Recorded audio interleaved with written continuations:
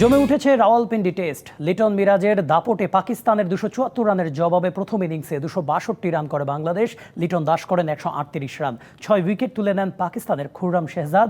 12 রানে এগিয়ে থেকে দ্বিতীয় ইনিংসে ব্যাট করতে নেমে 9 রান তুলতে 2 উইকেট হারায় পাকিস্তান। তৃতীয় দিন শেষে স্বাগতিকরা 21 রানে এগিয়ে। রাওয়ালপিন্ডি টেস্টের দ্বিতীয় দিনটা নিজেদের করে নেওয়া বাংলাদেশ তৃতীয় দিনের সকালে একেবারেই এলোমেলো। দলীয় 26 রানের মধ্যেই 6 উইকেট হারিয়ে ফলোঅনে পড়ার শঙ্কা টাইগারদের। এ যেন সাদা পোশাকে বাংলাদেশের পুরনো চিত্র আরও একবার মানসপটে।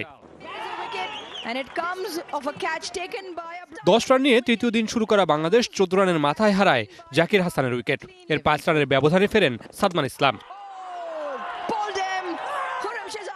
হাল ধরতে পারেননি অধিনায়ক নাজমুল শান্ত।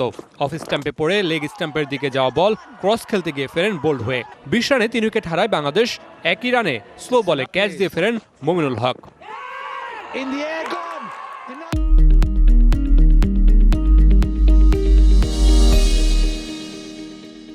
আস্থার প্রতিদান দিতে পারেননি আগের ম্যাচের সেঞ্চুরিয়ান মুশফিকুর রহিমও। আর সাকিব আল হাসান ব্যাট হাতে নিজের ছায়া হয়ে থাকলে 26 রানে 6 উইকেট হারায় বাংলাদেশ।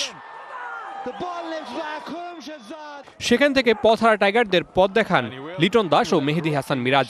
দুজন মিলে গড়েন 165 রানের অনবদ্য এক জুটি, যে জুটিতে ফলোঅন এড়ায় টাইগাররা। মিরাজ তুলে নেন ক্যারিয়ারের 8ম হাফ সেঞ্চুরি।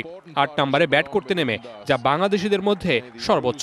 খুররাম শাহজাদের বলে 78 রানে ফেরেন মিরাজ। এক পাশ আগলে লড়াই চালিয়ে যান লিটন দাস, তুলে নেন ক্যারিয়ারের 4র্থ সেঞ্চুরি। দীর্ঘ 27 মাস পর সেঞ্চুরি তুলে নেওয়া লিটন থামেন 138 রানে। এরপর নাহিদ রানা ফিরলে 262 রানে থামে বাংলাদেশের ইনিংস। 13 রানে অপরাজিত থাকেন লিটনকে যোগ্য সঙ্গ দেয়া হাসান মাহমুদ।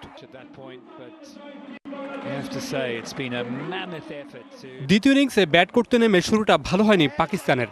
নিজের প্রথম ওভারে আবদুল্লাহ শফিককে ফেরান হাসান মাহমুদ। পরের ওভারেই নাইট ওয়াচম্যান হিসেবে ব্যাটিংয়ে নামা খুররাম শাহজাদকে নিজের দ্বিতীয় শিকারে পরিণত করেন হাসান মাহমুদ। 9 রানে 2 উইকেট হারিয়ে তৃতীয় দিন শেষ করে পাকিস্তান। 21 রানে এগিয়ে থেকে চতুর্থ দিনে খেলতে নামবে স্বাগতিকরা। Mamunur Rashid, DBC news.